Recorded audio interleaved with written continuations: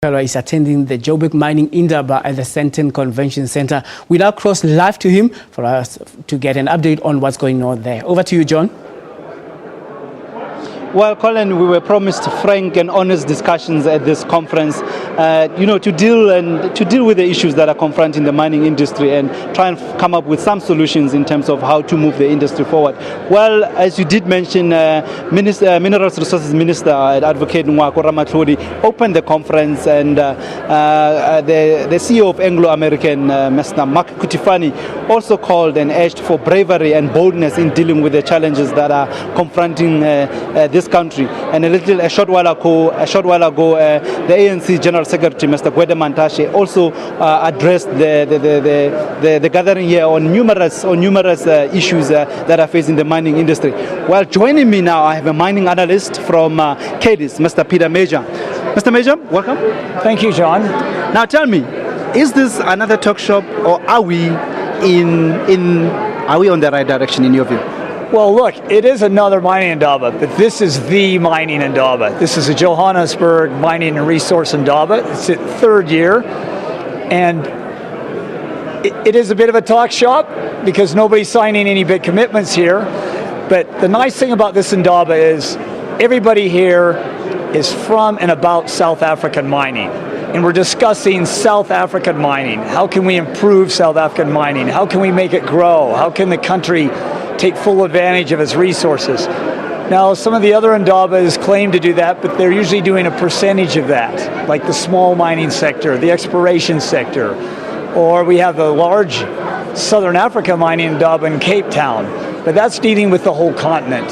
So this is a very particular Indaba. It's well structured, very well attended, and it's very specific, the issues they're dealing with. Now, the picture that's been painted about the state of the local mining industry is not particularly a good one. Mark Kutifani did talk about South Africa sitting outside the top 50 mining destination in the country, and this despite the vast mineral resources that this country has. Mark did say that, but he said South Africa is definitely in his top 10 destinations, but you're right, on the Fraser Institute, that's the Canadian ranking system for mining companies, I think we've fallen to about 69 out of 100, and we used to be about 14 out of 45. So in 10 years, yes, we've fallen to the lower third, and we should always be in the top quartile, if not the top decile. So Mr. Kutifani said on Anglo's radar, we're in the top 10, but hey, that's not great. We should be in the top 3, not the top 10. Peter, in your view, what needs to be done to get mining to where it used to be? I think mining needs less publicity, and it needs less institutions and organizations all trying to ride on its back and score points and score money and score votes off of it. If any industry had to deal with the regulation and the constant politicization and the constant demonization that the mining industry is, that industry would have been dead a long time ago.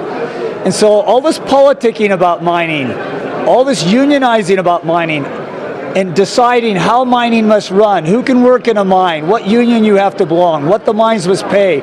It's too many people trying to manage an industry that's a very tough industry that has to be world competitive.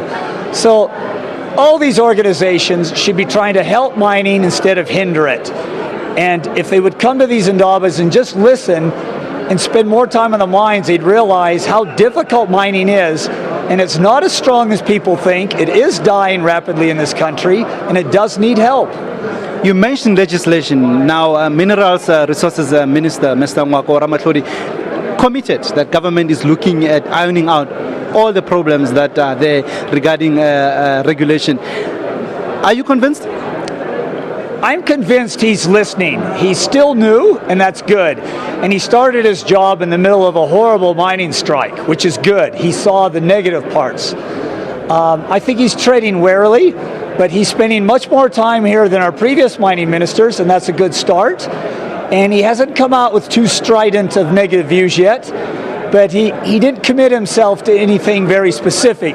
We need specific commitments from all parties, from all participants, very specific commitments and timetables to start turning the decline of mining around. Now, one thing this mining industry needs is investment. How are we doing in that front? we're doing very poorly in investment. We're not an investment destination for most mining investments. Mining is a cyclical investment. Mining is a very cyclical business. So when mineral prices go down, people don't want to invest in any country, in any mineral. And so you have to make yourself the #1 destination so that when people do want to invest in minerals, they look at you first. You can't be in the middle. You can't be in the lower half, you're dead. You can't even be in the upper quartile. You got to be the #1 destination. So everything we do in this country, union, industry, and government, must be how do we make South Africa the #1 investment destination for mining? Peter, thank you so much. Colin, today a lot of the discussions actually centered around the views of the top captains of the industry. Tomorrow, I think we're going to hear more from Labour. The National Union of Mine Workers is expected to brief or to address this conference, and there'll be a lot of focus on Africa and other sectors in the mining industries, things like energy and things like oil and gas. Colin. All right, thank you very much, John. That's our business reporter, John Motlogelwa, who is coming to us live from the Sandton Convention Center, attending the Johannesburg Mining Indaba.